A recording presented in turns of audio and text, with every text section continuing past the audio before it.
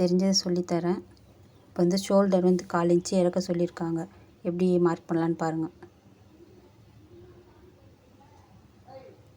ஷோல்டர்லேருந்து ப்ளவுஸை ஷோல்டர் தையலில் வச்சு அதிலேருந்து கொஞ்சம் இழுத்த மாதிரி வச்சு மார்க் பண்ணுங்கள்.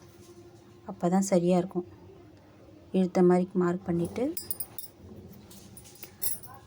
இப்போ நமக்கு எக்ஸ்ட்ரா கேட்டிருக்க மார்க்கையும் பண்ண போகிறோம். அவங்க கொடுத்த பட்டியில் பாதி 1/4 இன்ச்சு அளவு இறக்கி மார்க் பண்ணுறோம். இதை வச்சு தான் ஃப்ரண்ட்டு பட்டியும் தைக்கணும். ஃப்ரண்ட்டு பட்டி தைச்சிட்டு பேக் பட்டி மார்க் பண்ணாதீங்க. ஏன்னா அது சின்னதாக இருந்துச்சுன்னா இது கீழே இறக்கமாக இருக்கிறதுனால நம்ம போடும்போது மின் சைடு கழுத்து இறங்கணும், அந்த தையல் இறங்கின மாதிரி இருக்கும். அதனால் எப்பயுமே நாச்சை மட்டும் மார்க் பண்ணுங்கள். நாச்சு கரெக்டாக ஈவனாக வைங்க. சுருக்கெல்லாம் பார்க்காதீங்க. கப் டாட்லாம் தேவையில்லை. நாச்சி அளவு மட்டும் போதும். இப்போ வந்து நம்ம மார்க் பண்ணதை வச்சு இப்போ இதை மார்க் பண்ண போகிறோம். இது மாதிரி தேய்ச்சிட்டிங்கன்னா அதில் மார்க் ஆகிடும் பட்டி, ஃப்ரண்ட் பட்டி.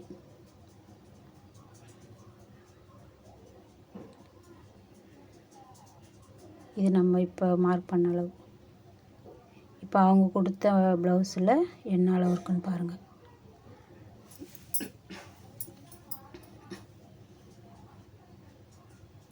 இது அவங்க கொடுத்த அளவு. இந்த சைடு வந்து கிராஸாக இருக்கிறதுனால நான் வந்து நேராக மார்க் பண்ணுறேன்.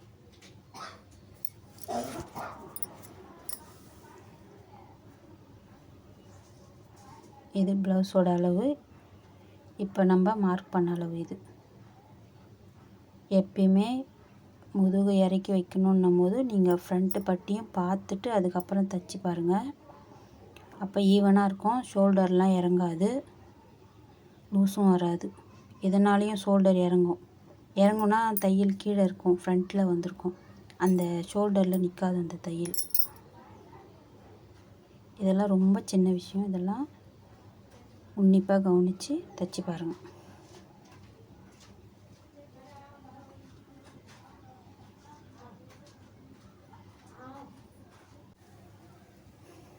இது மாதிரி மடித்து தையல் போடுங்க, சுருக்கம் வராது.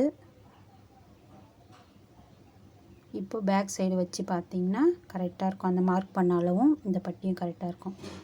பாருங்கள்.